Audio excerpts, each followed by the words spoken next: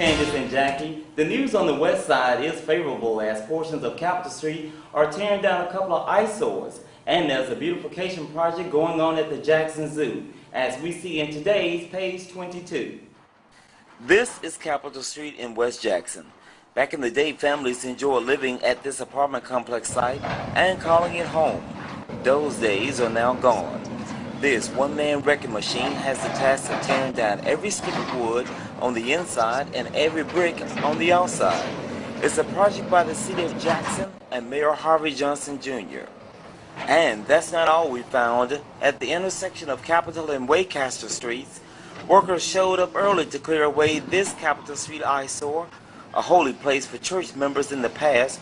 It will soon be a future memory after the church has been a victim to arson and vandals. The next stop, the Jackson Zoo. At the intersection of Parkside Place and Capitol Street, the zoo is getting a floral makeover to attract more visitors to the West Jackson Park. Vernon Hartley explains the initiative behind the new look. We're in the final wrap-up stages now, but what we're doing is trying to restore and revitalize Livingston Park, which is a part of the right close to the zoo. As you come into the zoo, the park area is over on the left side.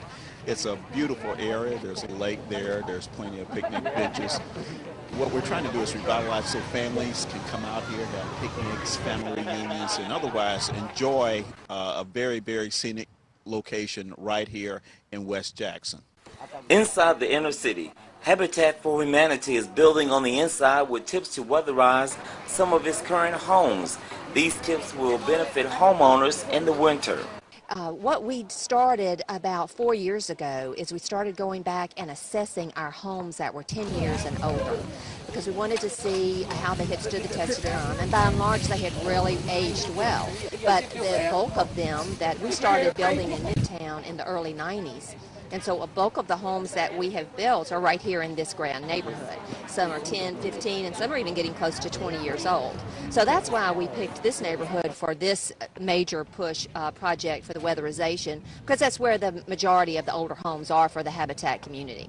I think it's real nice because it's a way to save people money, especially how the economy going, and it's just a way of everybody just coming together as a whole. Well, we've been a partner with Habitat for 11 years, but this year was a little different.